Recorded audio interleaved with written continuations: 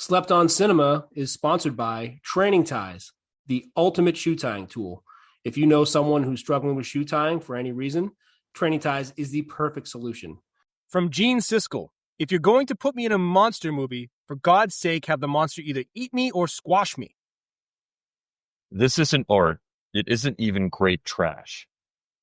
From Roger Ebert, going to see Godzilla at the Palace of the Canes Film Festival is like attending a satanic ritual in St. Peter's Basilica. It's not a movie, it's a 139-minute trailer for a video game. Godzilla leaves nothing to the imagination. It also leaves nothing much for its stars to do. It's not a movie, it's not a product, a manufactured thing whose reason to deter it has nothing to do with movies. Jurassic Park was filet mignon. Godzilla is leftovers. Godzilla is a big, dumb, loud movie about a big, dumb, loud monster. In other words, it's exactly what you'd expect.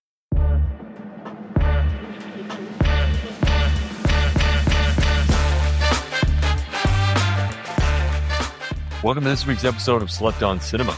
I'm your host, Stan Steamer. And I'm GrobeStreet. And this week we're getting into the 1998 action creature feature. It's a kind of its own genre again, Godzilla. This movie's awesome. Again, can't believe that it qualifies for us. Can't wait to get into this. This movie, like all movies we review on the podcast, are at or below 50% on Rotten Tomatoes for both critics and audiences. And we structure the podcast so that the first half is spoiler-free, talk about some things to look for in the film, take a break, go watch the film, come back, and talk about what we just saw. Let's do the rotten premise. Rotten premise. During a nuclear test, the French government inadvertently mutates a lizard nest. Years later, a giant lizard makes its way to New York City. Dr. Nico Tatopoulos, an expert on the effects of radiation on animals, is sent by the U.S. government to study the beast. When the creature dubbed Godzilla by the news outlets emerges, a massive battle with the military begins. To make matters worse, Nico discovers that Godzilla has laid a nest of 200 eggs, which are ready to hatch. Critic score, 20%. Audience score, still a lowly 28%. I mean, again, not surprising the critics, because this is a movie for critics, but fans, you go to see a Godzilla movie, you got a Godzilla movie. What else do you want? Yeah, I do understand. I am, so this is a piece where it does cross over into some big fandom of Godzilla for me. So I've watched every Godzilla with my dad growing up. So I'm big into the whole fanfare and the legend of Godzilla. There is a piece of me that does understand a little bit why the audience would be a little low.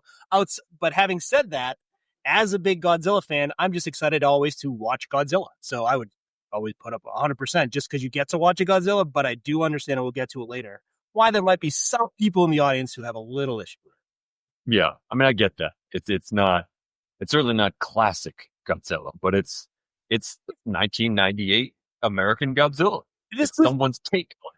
It was so much fun when it came out. I feel like now we've had so many Godzillas where it seems like, oh, another Godzilla movie. But this was an American Godzilla. Before that, there was the 1985 one, which I think was the first one I saw, which was good. But then, I mean, it's 1985, and then you get this big budget American Godzilla.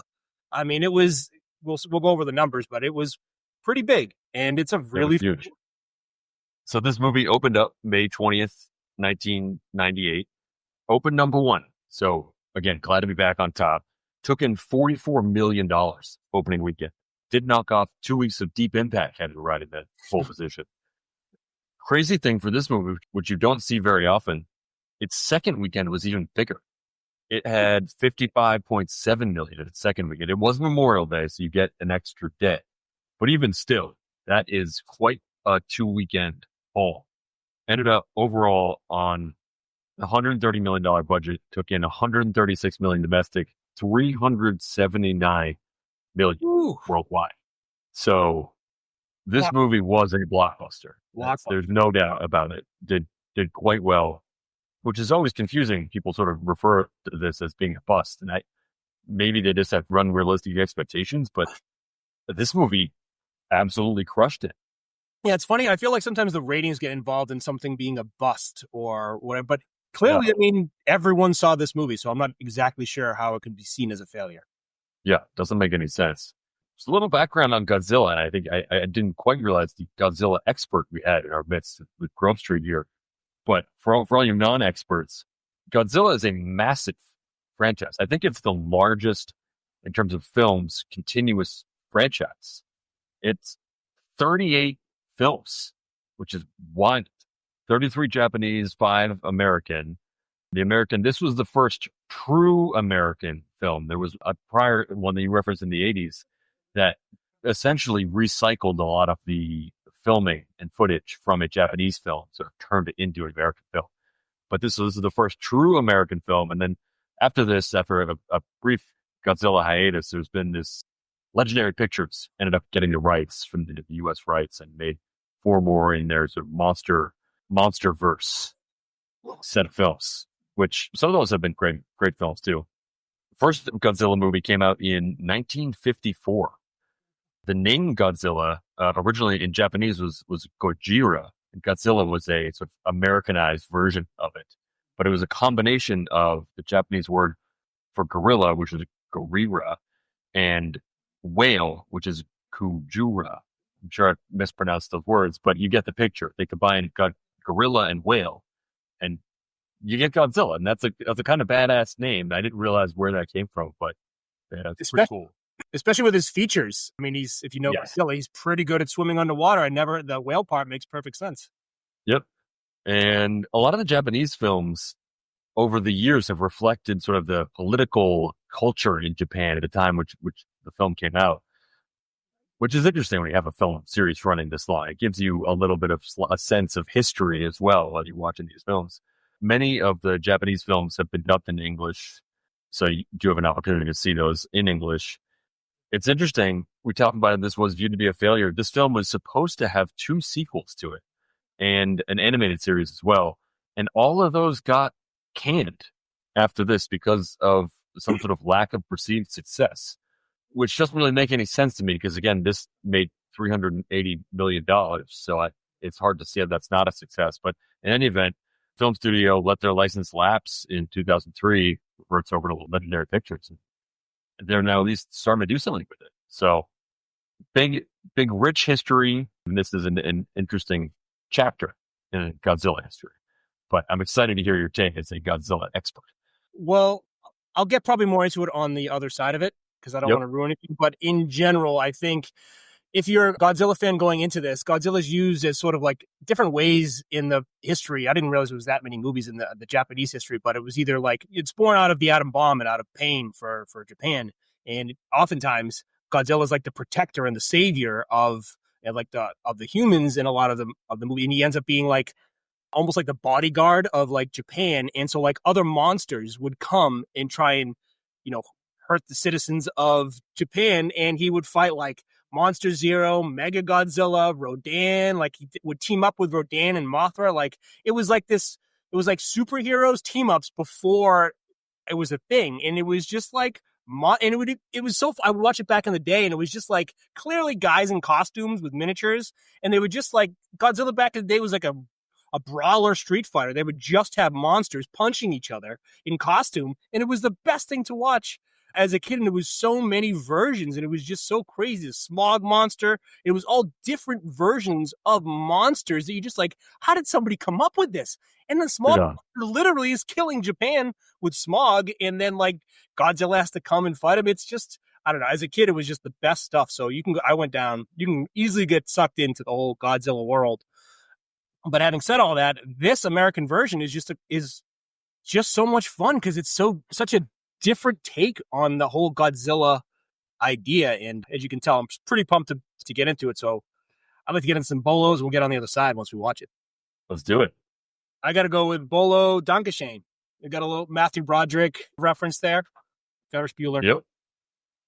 You'll see this right off the bat, but just Bolo, very intense opening credits. The music, especially, very intense. A lot of sweat. Bolo sweat. Yes. And this, I guess, goes with sweat in some ways. And I got to call this out always when I see it. But Bolo steam. It's a great New York movie. You got to have your steam.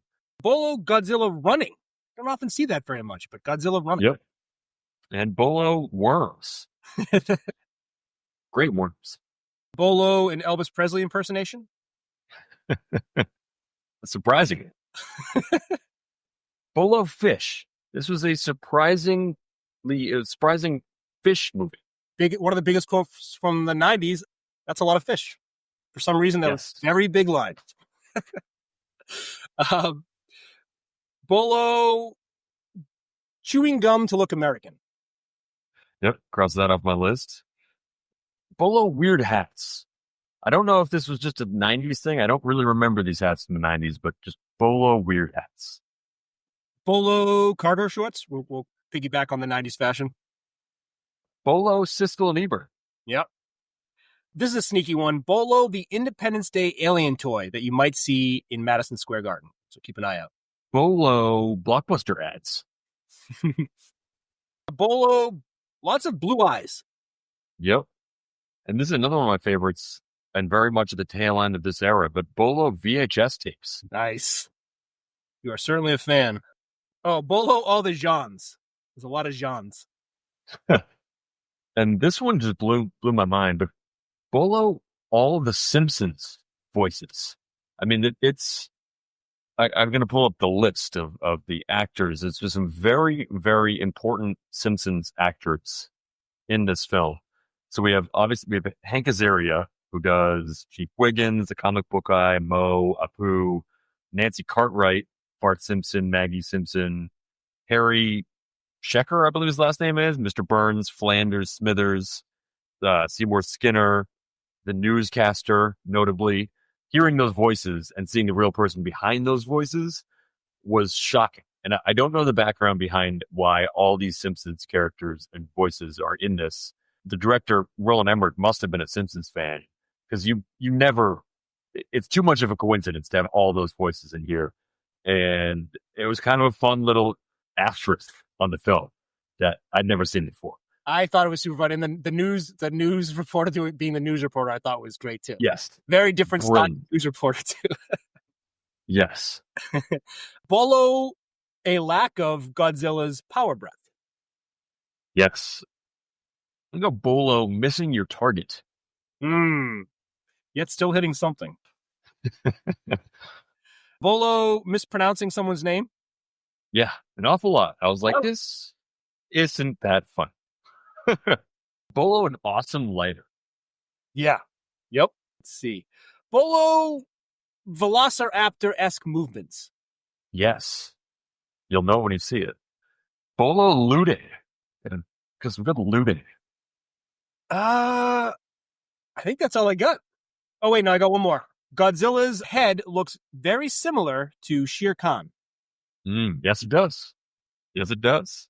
I'll toss just a few on here. BOLO, the Twin Towers. Obviously, got to recognize those. Yep. BOLO, some French attitude, I guess, as expected. And then BOLO, just some casual sexual harassment. I'll throw, since we're doing that, I'm going to say BOLO, the R word. You'll see that, you'll hear that as well. Yes. Although it seems to be coming back. Is it? Yeah. Maybe that's just like an anti-woke thing. I don't know. All right. Drink to pair with the movie. What you got here? I had a really hard time with this, and then I got really simple at the end. So I struggle with the pronunciation, but it's the Suntory Toki Highball. So it's Japanese whiskey, which there's a Japanese whiskey called Suntory Toki whiskey, and make sure to put it in a high rise or highball glass with a green garnish. But it's very simple: Japanese whiskey, club soda, and your favorite green garnish.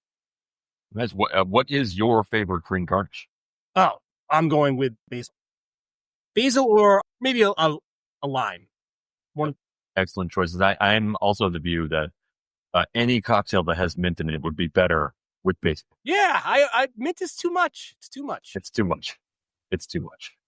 I'm like drowning in basil right now. It's great, but we're growing basil this year, so we have just basil's going in everything right now. It's the best way to go. Drown in basil. That's a great pick. I like that a lot. I think I might like that even better than mine, but mine is not simple. I went the other direction here, and there is just a cocktail, the Godzilla cocktail. So you kind of had to do that. Some interesting ingredients here: vodka, lime juice, simple syrup. You're like, all right, blue curacao, obviously. Got it. Yep. And then passion fruit liqueur, which I'm sure you have in your liquor cabinet.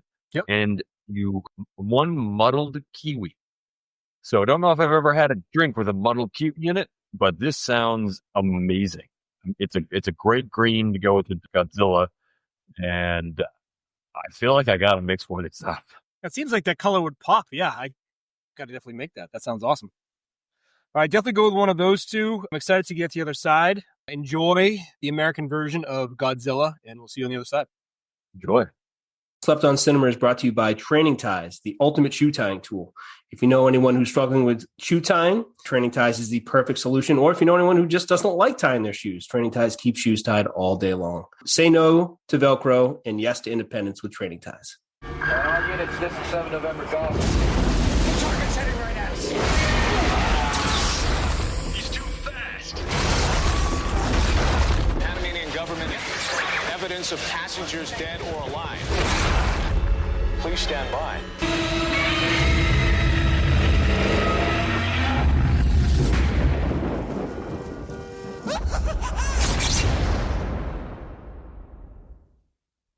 Welcome back.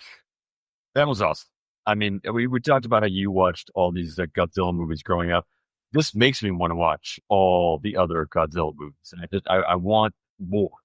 And there is more, so it's great. I was exposed early to the 1985 version. I think my dad told me I was probably around 5 or maybe 3 or 4, somewhere around there. And so I had to pay it forward to my son. So this movie is PG-13, but it is a rite of passage in the Morong household to watch Godzilla movies too early. So I'm very proud to have had my son watch this with me 2 times as a 3-year-old. And no night to speak of, but I'm very excited. This is definitely a movie that is a franchise that is a big part of the Morong household, and I'm super pumped to get to this. I don't even know, like, there's so many things to draft for this. I'm glad you have the... Oh, yeah. Did we get a 3-year-old review? Oh, yeah. He just loves monster movies. And he was in its... I don't want this to be a critique, but during every moment of the movie, he was just wondering, maybe as some of the audience was, where's the monster? Yeah. I mean, disappeared. He's just wondering, where's the monster? And then we spent most of the two times we watch it just kind of wondering, where's the monster? And then getting scared when he saw him and then wondering where the monster is again. All right, should we get to the draft? Do it. In honor of your Godzilla fandom, I'm going to cede the first round pick, first overall, to you. Wow, I feel like you really, this has to be yours. Yeah, and I'm glad you did. This is the first time I've ever had the first pick, and this is the perfect opportunity. I'm only taking Godzilla. It's an obvious one of one. Yeah, that's the only.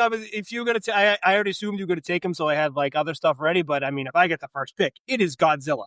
As a kid, I was clearly so pumped about this movie. At the time, it had a pretty big song that was everywhere, that Puff song or whatever, and that was huge. So it was just the movie of the summer. And I had spent all that time. I'd seen every, I think.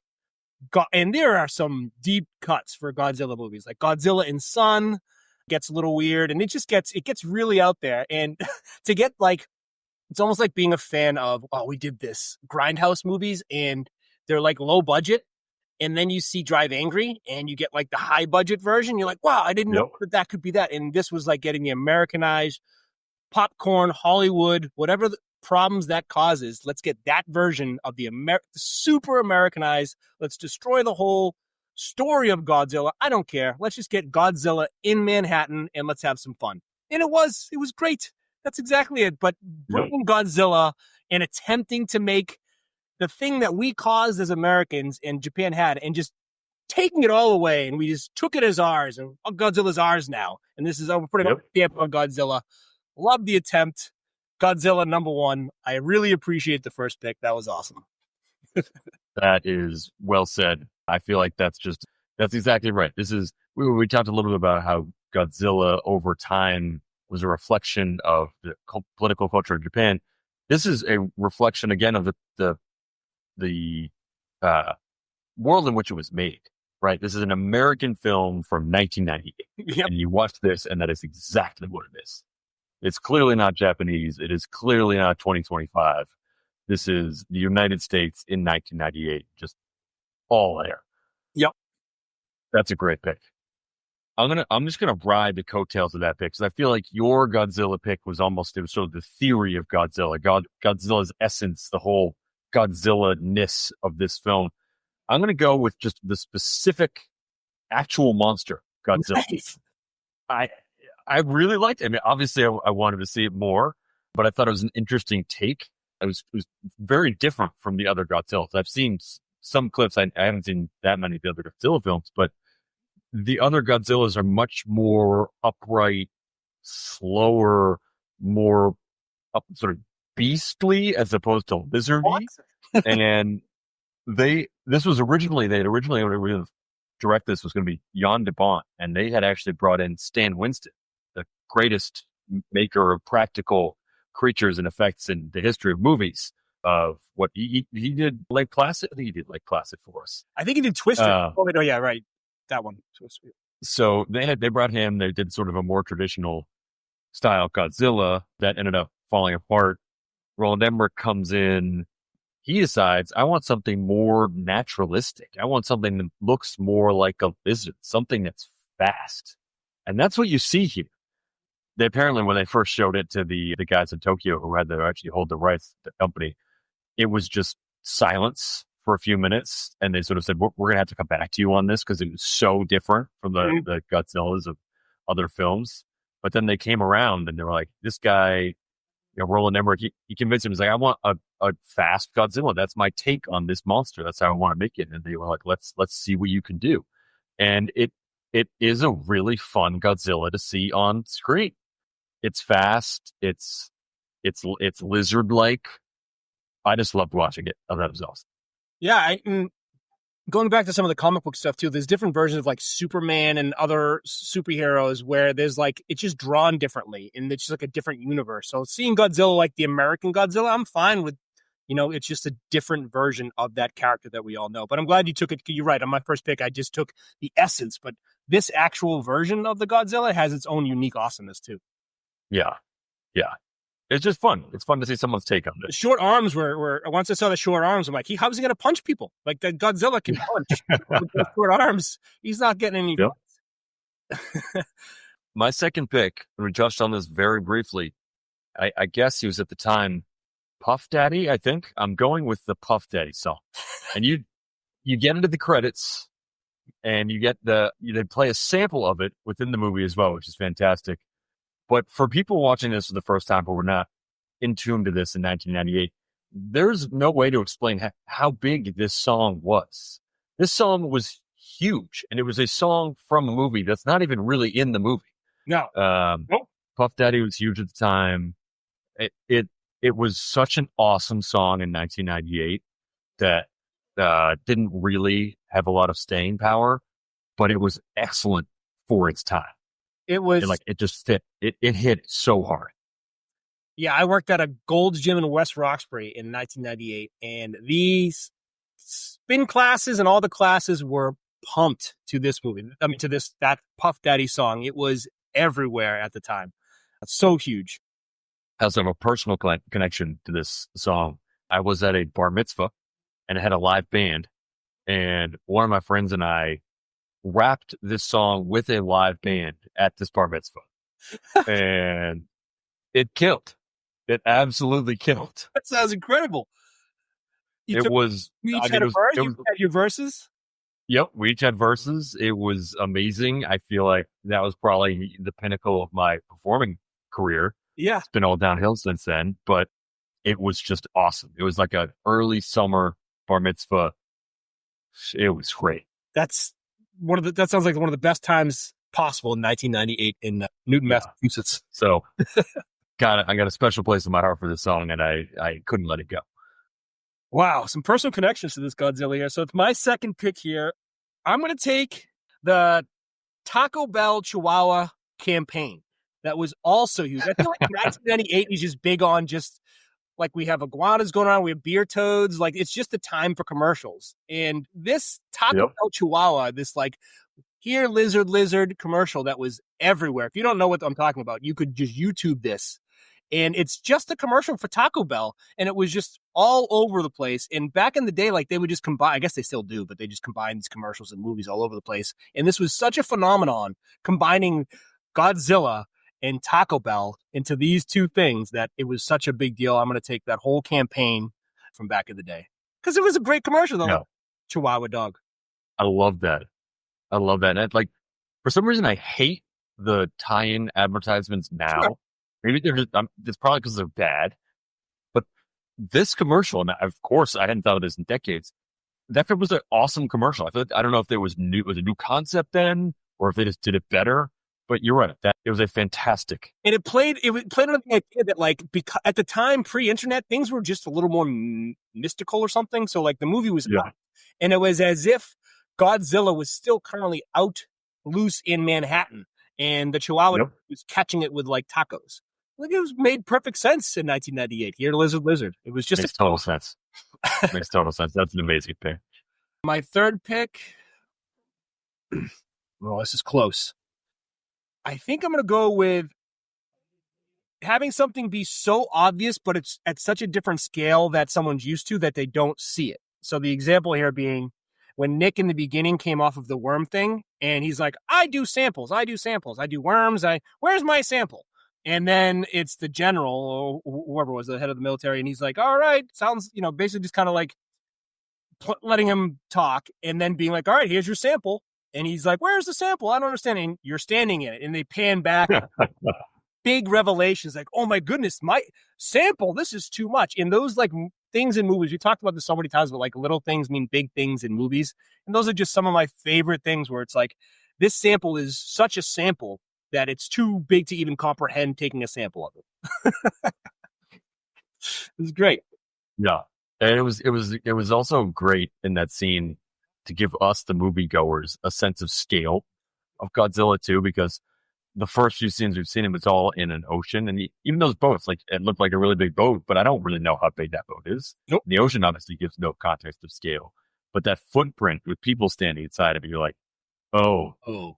I think it's kind of like the pile of poop from Jurassic Park. You're like, wow, yes, it's that big. Yes, and what pooped it? Yeah, so that's a great pick.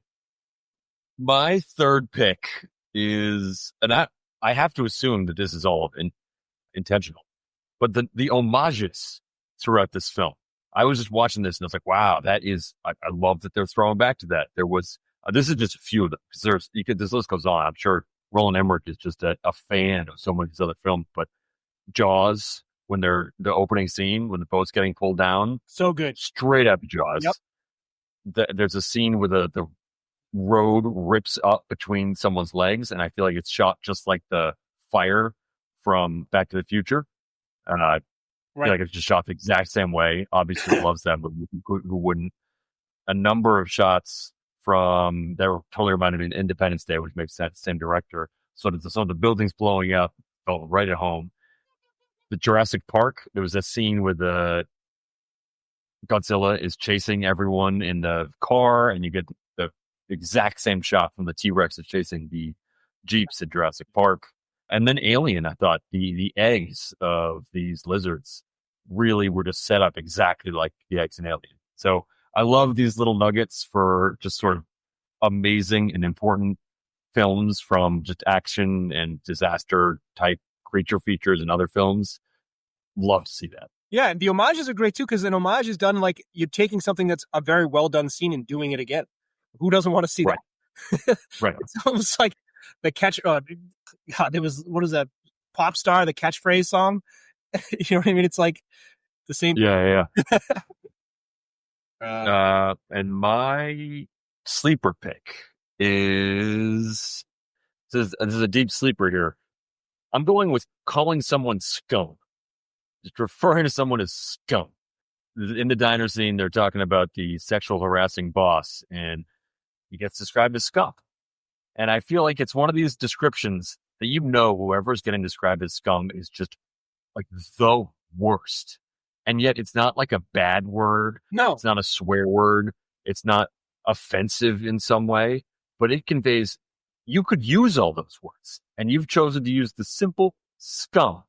And I feel like it's just an awesome thing. Scum is I feel like it's not used as much anymore. It was a big 90s word to bottom out someone, because I think in the 90s we were still maybe a little more apprehensive of swearing, so we're maybe a little more creative with the words. And scum, and then you know how there's the F word, and then there's MFer. You can add scum of the earth afterwards. Oh, you can add scum to anything. It's very versatile, and it just levels the person. You don't want to be scum. I'm gonna start using scum more. I would rather you say horrific swears to me than call me scum. That's really just worse. I do like simple words like that mean way worse than the worst. Yes. Like calling someone's. Yeah. I feel like that's the thing about language. It's like finding those words that have so much meaning that you'd never expect. Right. Oh, that's the worst. Wow. Yeah.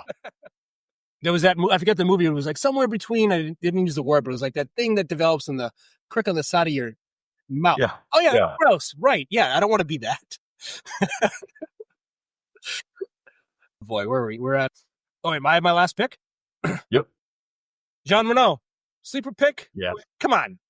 They got, we talk about gravitas to roles. We've had so many great like other guys and character actors in our movies that we've done. And Jean Reno, like, he's carried the professional. Like, this guy is Mission Impossible. He is just such an actor, and being so like French in Jean Reno. It's just just the nerve of him, like not the nerve, but like it is his essence of Jean Reno in this movie. And I thought is just great, and has him like saunter away at the end. So Jean Reno-y, and it's just a nice, just like, oh wow, that guy's in this movie. Every time he comes up, it's amazing. It's great. It's amazing. It's another one of those things that happen in movies sometimes where they didn't have to get an actor that was as good as Jean Reno, and they did it for us. You brought up Blake Placid. I don't know why it makes me think of Oliver Platt, like that perfect, just like character. Just like that guy's in it. You got to watch it. Yeah, he's overqualified for every role he's ever been in. That's what makes him so good. Yeah, that's what it is. All right, next we'll move to our superlative, which is, I think we said favorite New York thing from the movie. Yeah, there are so, like, I hadn't realized and I hadn't remembered. I remembered the monster, right? I hadn't remembered how much of a New York film this was. And there are so many things to choose from. And I'm kind of torn between two, but I feel like as Celtics fans, I just have to go with sending a bunch of missiles right in MSG. I know, that was amazing. I mean, I knew that was going to be yours as well, but there's no way around that. There just isn't. Like, we can get through to some honorable mentions, but that just has to be the best. That's blowing up Madison Square Garden is phenomenal. Yeah. Yeah. What are they going to do? Not win a championship? Who cares? Right. It's gone. That was the best New York moment for sure. Yeah. It's so New York. It's obviously, the Mecca of basketball. Sure. Here we go. But my honorable mention that I'll toss in is I thought the Brooklyn Bridge scene was awesome, with Godzilla getting tangled up in the cables. I thought that was just a great use of a New York element. So that, I guess, will be my runner. Those are my two for sure. But I did have one ready just in case that I kind of wanted to pick. But just the tour of New York in the taxi chase scene, I feel like the chase scene just brought you through all of New York and the different boroughs and just in it. So I think just you got a little tour of that scene of New York just following the taxi cab. It was just a long scene through the entire city. It was great to see all parts of, and we even saw the Brooklyn Bridge in that scene. We went all over the place. We're in the tunnel. Yep. And the fact that it was in a cab, I thought was great. Right. Yeah. Like, even just that part of it is very New York. Yep. Got to take the cab. Yeah, that's it. Bumper sticker line. What line from this movie would you like to see or could imagine seeing on the back of a car in a bumper sticker? There were a couple that I thought were good. This was not a film that I thought was just chock full of bumper stickers for me. But this one just seems so obvious. I got to take it. Nice gets you nowhere in this town. That car is cutting you off at every turn. You know exactly who's driving that. They know exactly who's driving it. And that's just, we might as well get it out in the open. That's perfect. I have Jean Reno's running would be a good idea. If you see this car, just get out of here. Running would be a good idea. Yep. Trouble. Yep. I was close. I don't think they ever said it in the movie, but size does matter. I feel like it would be on a big truck, but it was more of like a advertising campaign for this. Mm-hmm. I consider, and this might have been a Renault line as well, this is America. You can buy anything. Yeah, that is good. On the back of either a horrific car or like the best car there is. Right. There's nothing in the middle. You're not driving in a cord with that. Yeah, right. The length, perfect. Too long. Too long. Touch. But there's a lot to do in the film, so I get it. But I feel like this movie shouldn't be more than 2 hours. Yeah, for sure. That's where it should be. An always funny stat for a movie that was the blockbuster of the summer. Category, but one change to be a blockbuster. What one change would you make to this movie to make it a blockbuster, or even more of one? Yeah, I struggle with this. I feel like there are a few right answers. I'm going to do one that I think is maybe just really me. I have a problem seeing Matthew Broderick in any film that is not Ferris Bueller's Day Off. And I've seen that movie so many times, and it was such a sort of formative movie for me that he is Ferris Bueller. And I do feel like they tried to address that by, in the beginning, giving you the references. He's singing some songs when you first see him, and you're like, okay, maybe this could be Ferris Bueller grown up. That could be him. But I refuse to believe that would be Ferris Bueller. No. Ferris Bueller is this. He does not have the vibe of Ferris Bueller. That is not where Ferris Bueller would be. That's just not it. Not that this person, not that Matthew Broderick's character wasn't, great, but he is not. That is not the adult Ferris Bueller. So I have a hard time getting past that. There is no Matthew Broderick. There is just Ferris Bueller for me, and I have a little bit of a hard time with it. So I hate to say it because Matthew Broderick, I think, did really well in this, but I'd switch him out for someone else. Do you have anyone else in mind in 98 that would be good for that? I totally get it. And I feel like this definitely happens to us where we get that's our, whether it be Lost or another show, that's the person from that thing. There are directors that stick with stars. Could you have Will Smith? 98? Right after Independence Day, just roll him right back into Godzilla. Pretty great. I don't see why not. He could play with worms. Sure. Yeah. 6 Degrees of Separation, Will Smith. That guy was weird. Yeah, easily. Yeah, he did a bunch of sciencey stuff in I Am Legend. Yep. That's a great one. I think that works.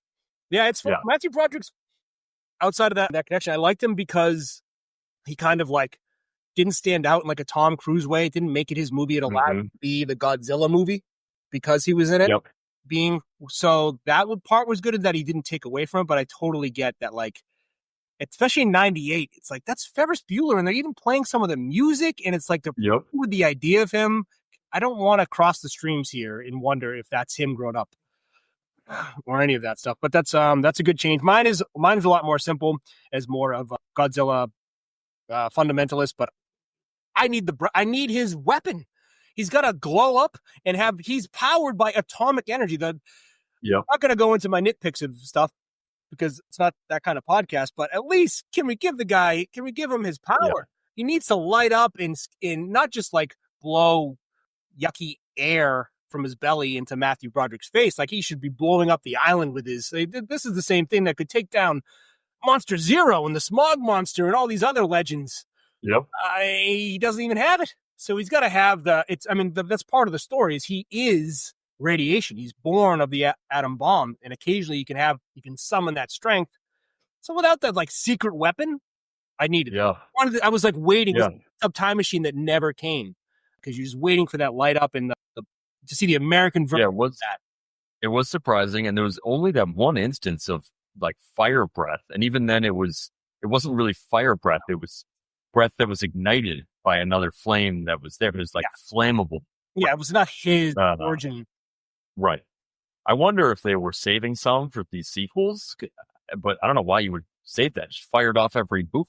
Yeah, I think part of it came from the little piece of the Roland Emmerich having it come from no, it's not just a monster. It kind of came from lizards. So there has to be there's a little more of a gray area there. That's harder to lampshade that, I guess. So I wonder if that was part of it because it was a little more real. Yeah, that has to be it. The original Godzilla just kind of came from there. Yeah.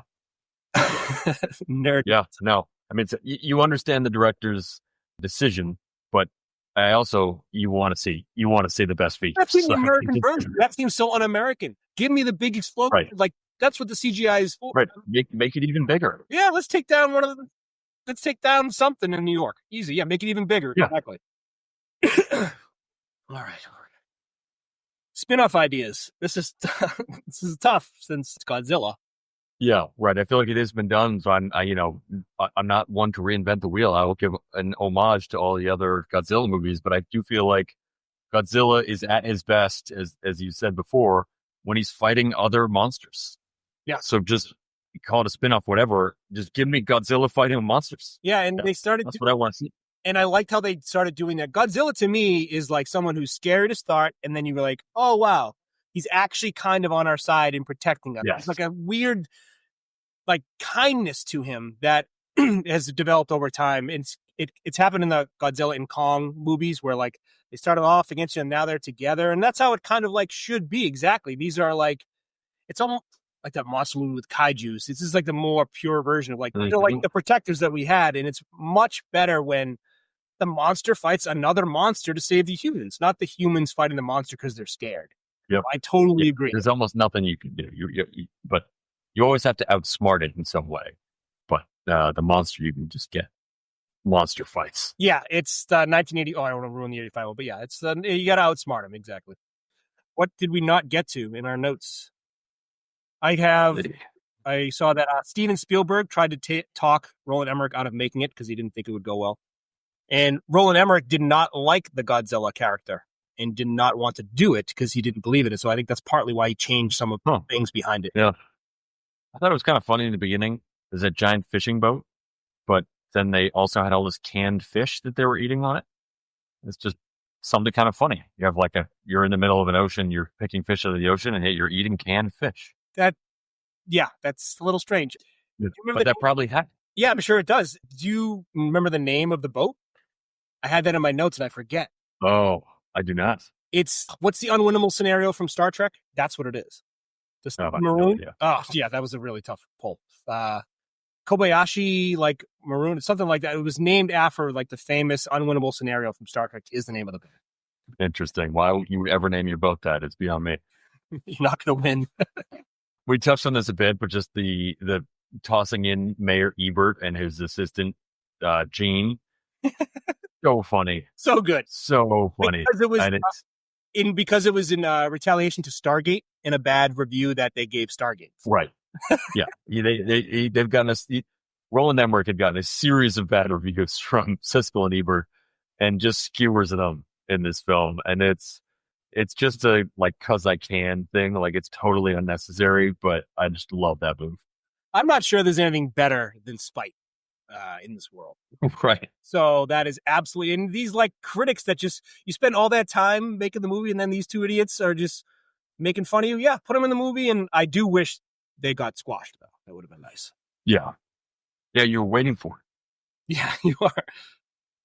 I did have a question when I was watching this. Jean Reno says that they're patriots, which made me, I don't think I'd ever thought of patriots in countries other than America. I thought of that as a sort of uniquely American phenomena or description. Yeah, patriot. But are there patriots in other countries? The word choice seems strange. Yes, exactly. Not our, sure, the thing that patriots are, but do people describe themselves as patriots in other countries? It seems I have no idea. The word is applicable. It seems more American than anything, but it seemed like an American creation. Yeah. Or an American description. You understand that. Who knows? Yeah, who knows? Good pickup, though. Oh, I saw the first draft was written in 5.5 weeks at Emmerich's vacation home. Wow. What? 5.5 weeks? That is just an amazing talent. I did download the screenplay and read it, too. Oh, nice. Yeah, it's pretty funny how these things are just available now. Yep. I mean, everything's there now. Everything's out there. I think that's it. I mean, this movie was great. Yeah, I can't believe we got to do a Godzilla movie. That was awesome. What do we got next?